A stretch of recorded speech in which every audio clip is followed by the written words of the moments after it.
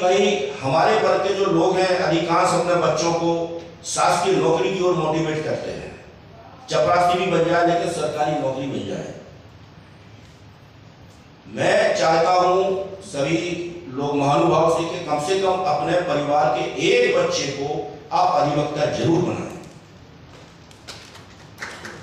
मैं दिसंबर में हमारे एसोसिएशन को माननीय मुख्य न्यायाधीश ने आमंत्रित किया था, उनके साथ चर्चा बातचीत हुई और उनके सामने चूंकि वो साउथ इंडिया से बिलोंग करते हैं और उन्होंने बिल्कुल हमारी बनाई गई की खुली चर्चा हुई कि इस हाई कोर्ट में 1956 से सिर्फ ब्राह्मणवाद है, एससी का एक भी हाई कोर्ट जज अपॉइंट नहीं हुआ मध्य प्रदेश में, ना प्रमोशन के थ्रू, ना एडवोकेट कोटा से, ना एसटी का। ओबीसी के 3 जज बने हैं एडवोकेट कोटा से और लगभग 3 या 4 प्रमोशन के थ्रू बने हैं, लेकिन एससी एसटी का कोई भी नहीं बना। इस बात को सुनकर के थोड़ा उनको असहज हुए, बोले मेरे कर्नाटक में तो लगभग 50% के ऊपर है लेकिन मध्य प्रदेश में नहीं है। तो उन्होंने बताया कि हमारे जो कॉलेज जजेस हैं, मैं उनको बोलता हूं कि please provide the name, but they said nobody is eligible, कि कोई एलिजिबल ही नहीं इस पोस्ट की। ये बात उन्होंने बताया। हमने कहा सर ऐसा नहीं है, एसटी के तो नहीं है लेकिन एससी के एडवोकेट हैं, ओबीसी के एडवोकेट्स हैं जो डिजर्विंग हैं, एलिजिबल हैं, और उनको मैंने 26 लोगों की लिस्ट दी अभी जनवरी में, और ऐसा सुनने में आया कि 5 नाम उन्होंने रिकमेंड किए हैं उस लिस्ट में से। अब ऊपर भी छन्ने लगे हुए हैं क्योंकि वहां से नाम आएंगे, सुप्रीम कोर्ट आएंगे, सुप्रीम कोर्ट से जब जाएंगे तो फिर पीएमओ ऑफिस जाएंगे, फिर वहां देखा जाएगा इसमें चड्डी वाला कौन है कौन नहीं है, होंगे तो ठीक है, नहीं होंगे तो वापस आ जाएंगे। ये जो सिस्टम में खेल चल रहा है, और एक चीज मैं और बता रहा हूं आप लोगों को, बहुत से लोग उस चीज को नहीं पकड़ पा रहे हैं, तमाम जगह लिटिगेशन आ रहा है इस चीज को। बहुत बारीक चीज है वो कि रिजर्वेशन तो सरकार ने दे दिया, हम खुद से रिजर्वेशन है, लेकिन जो एग्जाम हो रहा है जैसे पीएससी का 3 स्टेज का एग्जाम होता है, प्री, मेंस और इंटरव्यू। हाई कोर्ट का सिविल जज का एग्जाम होता है प्री, मेंस, इंटरव्यू, माने जितना भी सिलेक्शन प्रोसेस है वो 3 स्टेज के हैं।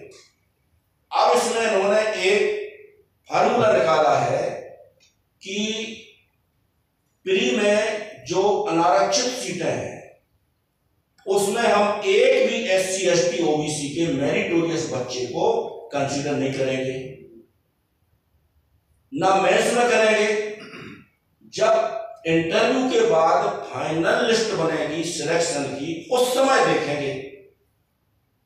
तो इससे क्या हुआ कि जो प्री में 50% अनारक्षित सीटें हैं वो पूरा उन्होंने रिवर्स रिजर्वेशन कर दिया, सवर्ण रिवर्स रिजर्वेशन, और उसकी कट ऑफ कितनी 74, ओबीसी की कट ऑफ कितनी 89, एससी की कट ऑफ कितनी 75, एसटी की 71।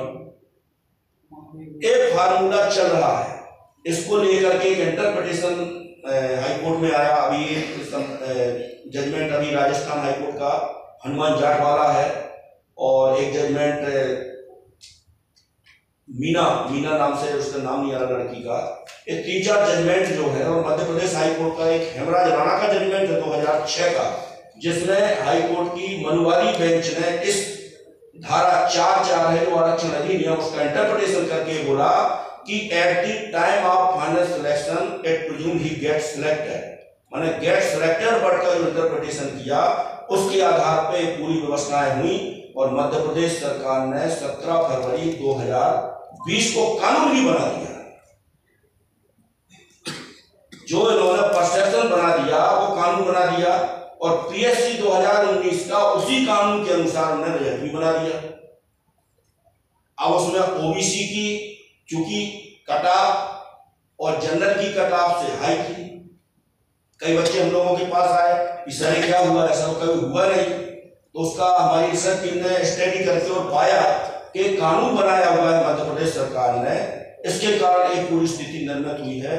उस कानून को हम लोगों ने चैलेंज किया, उस रिजल्ट को चैलेंज किया, और इसी दरमियान इन्होंने पूरी एग्जाम कंप्लीट करा दिया और इसका जजमेंट आया 7/4/2022 को। वो याचिका नंबर है 807/2021 और अजाक्स के नाम से वो पिटीशन थी। उसमें जब जजमेंट आया तो चूंकि जिस जज की बेंच में वो था केस, वो कम्युनिस्ट विचारधारा के बड़े ऑनेस्ट जज थे। डीबी का जजमेंट है, वो डबल बेंच का मध्य प्रदेश हाईकोर्ट का, और उसमें उन्होंने बिल्कुल स्पष्ट रूप से कहा in light of the judgment of Indira Sahni और सेक्शन 4(4) का क्लियर इंटरप्रिटेशन करके बताया कि जो यूआर का जन्म होता है वो मेरिटोरियस के थ्रू ही होता है। In every stage of the selection की हर स्टेज पर यूआर सीटें सिर्फ मेरिटोरियस कैंडिडेट से ही भरी जाएंगी, चाहे वो किसी भी वर्ग के। ये उन्होंने क्लियर कट जजमेंट पास किया। शायद ये देश का पहला जजमेंट है कि इतना क्लियर जजमेंट है, और जजमेंट अभी तक कहीं चैलेंज नहीं हुआ, ना सुप्रीम कोर्ट में, और देश के लगभग 6 हाई कोर्ट ने उस जजमेंट को रेफर किया है अपने जजमेंट में।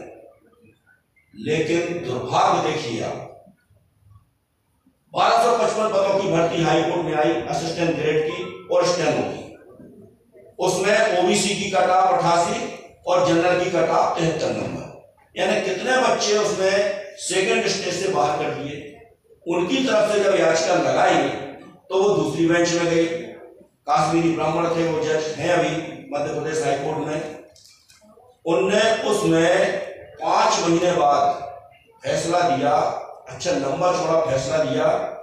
2 जनवरी 2023 को जजमेंट दिया है। याचिका नंबर है 8750/2022, और उस जजमेंट में जुडिशियल डिसिप्लिन को ओवरलुक करते हुए ये बोल दिया कि जो दूसरी डिवीजन बेंच ने जजमेंट दिया है, that judgment is per incuriam in the judgment of Indira Sahni. और उन्होंने सीधा जजमेंट किया कि SC ST OBC के मेरिटोरियस को प्री और मेंस में अनारक्षित सीटों में कंसीडर नहीं किया जाएगा। ये जजमेंट, हाँ, ये जजमेंट उन्होंने दिया। उसके खिलाफ सुप्रीम कोर्ट में याचिका है। तो ये जो बारीक चीजें हैं हमारे लोग नहीं समझ पा रहे हैं। अभी सिविल जज का भी एग्जाम सब जुडिस है, उसमें भी याचिका हम लोगों ने लगाई है। तो लीगल क्षेत्र में जो टीम काम कर रही है, बड़ी बारीकी से काम कर रही है। और क्योंकि हमारे काफी वक्ता हैं, समय कम है, तो मैं अपनी बात को कंक्लूड करूंगा। 1 मिनट में मैं कंक्लूड कर दूंगा। आदरणीय महेंद्र जी से हमारा, विजय जी से संपर्क फोन पर होता रहता है। उनके द्वारा जो पत्रिका प्रकाशित की जाती है, कहीं ना कहीं से वो हमको व्हाट्सएप से प्राप्त होती है। बहुत अच्छे वो विचार लिखते हैं, और एक जो मिशन को आगे बढ़ाने का वो कार्य कर रहे हैं, ये बहुत अच्छा कार्य है। और रही बात संविधान की, तो संविधान को खत्म करने के लिए 103वां संशोधन करके वायरस इंसर्ट कर दिया गया है, और उसको सुप्रीम कोर्ट की 5 जजेस बेंच ने एफर्म भी कर दिया गया है। वो वायरस कितना बड़ा है, आर्टिकल 14 जो संविधान का बेस है, आर्टिकल 14 जो संविधान की मूल बुनियाद है, वो 103वां संविधान संशोधन उस बुनियाद को इंटैक्ट कर रहा है। ये सबसे बड़ा वायरस है। और आगे मैं नहीं समझता हूं कि संविधान बदलने के लिए अभी कुछ बकाया है। संविधान आपका इस संशोधन से बदल दिया गया है। ना आपकी बात सुप्रीम कोर्ट सुनने वाला है, ना हाई कोर्ट सुनने वाला है। और संविधान वास्तव में भी देखा जाए तो कुल 5% ही लागू है। 95% तो 75 साल में लागू ही नहीं करा पाया संविधान, केवल 5% लागू है। तो 5% जितना लागू है, वो 5% में वायरस भी आ गया है। और आर्टिकल 14, आर्टिकल 19, आर्टिकल 16(4) और 16(1) ये बिल्कुल रिड्यूस कर दिए गए हैं। और अभी सोशल मीडिया के माध्यम से देखते हैं, कोई इनके मनुवादी सांसद बोलते हैं इतनी सीटें चाहिए।